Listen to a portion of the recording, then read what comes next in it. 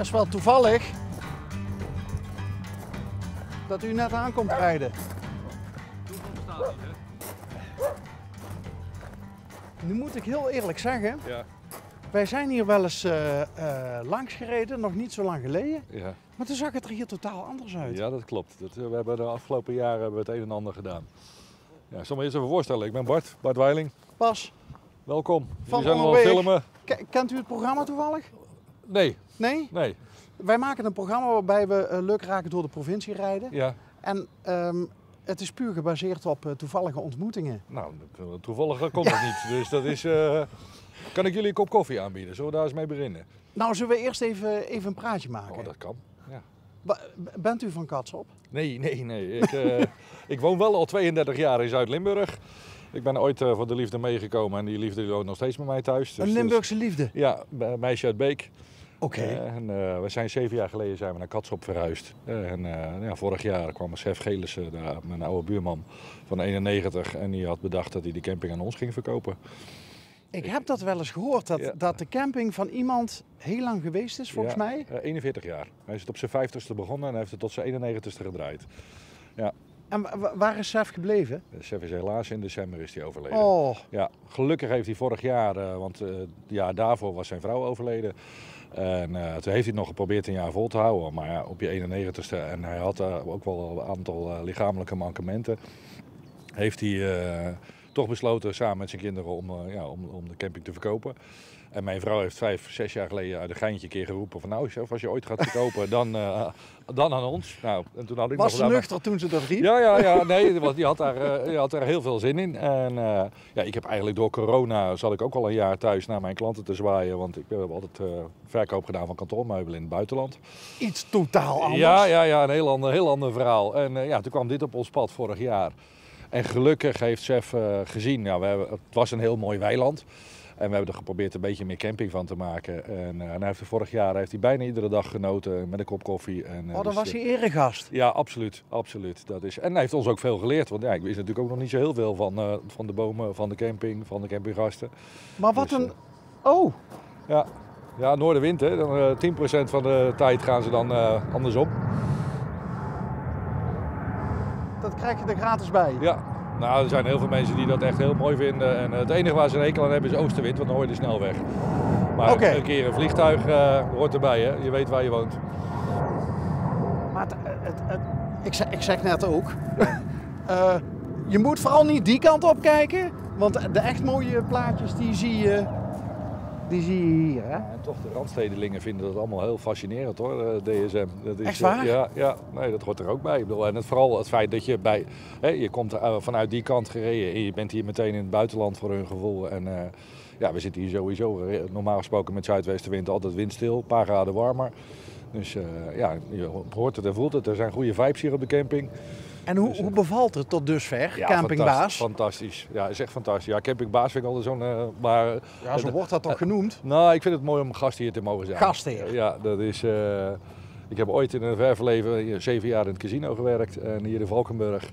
En dan was je ook gewoon gastheer en dat bevalt me prima. We doen het allemaal samen. U bent wel een man van vele ambachten. Ja, gelukkig geen 13 ambachten, maar nee. Maar ik heb wel, daar heb ik 7 jaar gewerkt en daarna 20 jaar kantoormeubelen. En nu komen de 40 jaar proberen. Maar was u ook croupier? Ja, ik ben geëindigd als croupier. Ik ben begonnen als zaalassistent, chasseur. Noemen ze dat zo, een chasseur? Ja, chasseur, jager in het Frans. Vroeger was dat nog, in die tijd mocht je geld nog wisselen aan de tafel. Dan hadden we nog andere valuta. En dat deed een chasseur? Een chasseur, die jaagde op de klanten om die tevreden te houden. Nou, dat is eigenlijk een beetje wat we hier ook doen. Hè?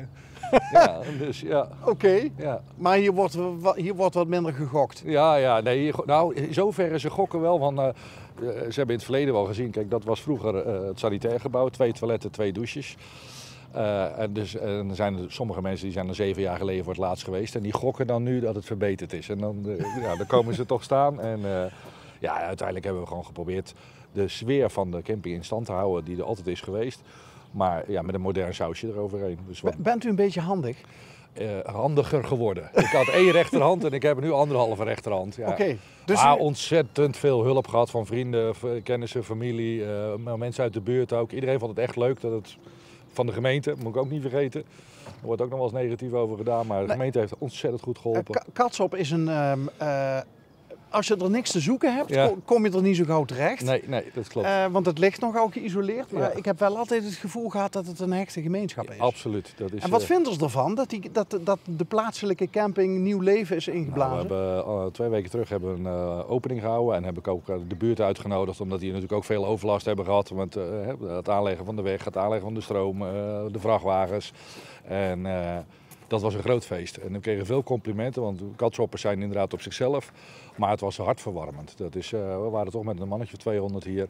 En iedereen vindt het leuk ook. Ja, we proberen het in stand te houden. Hè. Dus de hoogstam fruitbomen, dat die allemaal op dezelfde manier blijven. We hebben er geen één omgehakt. Er is er één gesneuveld met de storm. Dus dat is dat kleine boompje wat je weer teruggeplaatst ziet. Wat nu uitloopt daar? Ja, een heel klein boompje. Omdat ik toch, we willen dat zo houden zoals het is. We hebben een plukbos achteraan gelegd met vergeten groentes. In samenwerking met het Zutent in Schinnen. Die heeft daar wat meer verstand van. Ik heb geen groene vingers, ik heb wel rechterhand. Ja, met Jean. Ja, Jean Thomas. Ja. Wat grappig. Nou, zijn vrouw was ooit oud collega van mij in het casino. En Nee. Ik ben met Jean al 25 jaar bevriend. Ja. Biologisch horeca-pionier, hè, Jean? En mijn geluk was dat de corona was, dus die had een half jaar niks te doen. Dus die heeft zeker 1/3 van het huis hier meegebouwd. Wat leuk. Ja. Dus, nee, maar dan heb je een goede leermeester als je een biotuin aan wil leggen. Maar daar kunnen een pluktuin. Ja. Dus campinggasten kunnen daar wat dingetjes plukken, zodat ze vers... Ja, en dus we hebben en we kunnen dan ook veel dingen uitleggen. Hij komt dan af en toe op dinsdag dingen uitleggen. Hij heeft iemand gevonden we hebben bijvoorbeeld een aantal bomen moeten rooien, vanwege dat de andere bomen wat meer zuurstof kregen en de planten. En dan hebben we die op een meter laten staan. En dan heeft hij met iemand uit Amsterdam gaat hij impregneren met eetbare paddenstoelen. Dus weet je wel, dat soort dingen, dat vinden onze gasten ook leuk. Dat is, kijk, je hoort het nu, hè. We zijn nu, denk ik, 40 jervens. Het is hier altijd stil. Het is hier, mensen zijn hier lekker op zichzelf. Daslook plukken om soep te maken. Dus daar krijg je goede zin van. Maar hoe leuk is dat? En dus mogen de campinggasten dan ook fruit plukken? Ja. En, Hoe meer hoe beter. Ja, we hebben 7 kersenbomen, 7 appelbomen, 8 perenbomen, walnoten. En dat maakt het nou net leuk. Hey, en die leuke Limburgse mevrouw, waar u al heel lang mee samen bent, waar is die nu? Die is thuis aan het werk. Dus, want die moet zorgen dat de hypotheek betaald wordt. Op die fiets. We hebben hier alles geïnvesteerd, dus er moet er eentje heel hard werken. Ja. Okay, en wat doet zij? Zij verkoopt nachtmode. Zij is exportmanager voor West-Europa voor een Duits bedrijf. Voor 7 merken. Noem maar geen merken. Nachtmode? Ja, nachtmode. Dan denk ik aan pyjama's. Ja. Maar ook... nachthemden voor mannen hebben ze zelfs. Dus, nachthemden voor mannen? Ja. Is daar een markt voor? Ja, mij verbaast het ook enorm, maar dat soort dingen. Ja, dus, heel leuk. Ze heeft er heel veel zin in. Dus ze is een jaar of 15 algemeen directeur geweest bij het bedrijf. En nu sinds 5 jaar weer gewoon lekker op de baan. En wordt daar vrolijk van. En uiteindelijk doe ik ook iets waar ik vrolijk van word. Dus we doen allebei iets waar we vrolijk van worden. Ik merk het. Ja. Nee, maar u straalt het uit aan alle kanten. Nou, dat is het ook. Vrolijke Frans. Ja, nou ja, niet altijd hoor. Ik bedoel, maar nee, dit is gewoon wel wauw. Ja, dat je dit mag doen. Dat is, het klinkt een beetje als... hoe heet dat ook alweer eens? Ik vertrek, ja. Nou, zo heb ik ook ontslag genomen. Ik heb op een gegeven moment geschreven in de mail van ik vertrek bij jullie, maar thuis blijf ik. En, want ik blijf, want het ligt naast mijn huis. Dus, maar desalniettemin een enorm avontuur. Ja, absoluut. Je weet ook allemaal helemaal niet waar je aan begint. En dat zeggen wij wel vaak tegen elkaar. Dan ben je dus hier, je spreekt de taal, je kent bijna iedereen. De gemeente was enthousiast. En dan nog is het een heel circus om het voor elkaar te krijgen. Moet je je voorstellen als je dat in een andere taal, in een ander land, een andere cultuur, als je dat daar doet, dan kan ik me best voorstellen dat de mensen dan de tranen in hun ogen hebben staan. Dat is, even nog die vergeten groenten, hè? Ja. Hopelijk bent u ze niet allemaal vergeten. Wat staat er zo al? Daar was ik al bang voor dat je dat zou gaan vragen. Want wie onderhoudt hem dan? Jo. Oh, Jo. Ja. Die komt dus als ik hem onderhoud, dan moet je nu snel filmen, want dan is over 4 weken is niks meer. Geen groene vingers? Nee, absoluut niet. Nee. Ja, in zoverre, ik heb nu wel, maar ook daar hebben we weer veel hulp van de pomologisch genootschap. Ja, overal met de appels en met de peren. Ik heb bijvoorbeeld, vorig jaar kwamen in één keer 1500 kilo appelen naar beneden. Nou, ik was bezig met een camping. Oh ja, wat moet ik daarmee? Ja, hebben we calvados van laten maken. Oh. Bij de distillerij in Moorveld. Dus, U heeft een eigen calvados?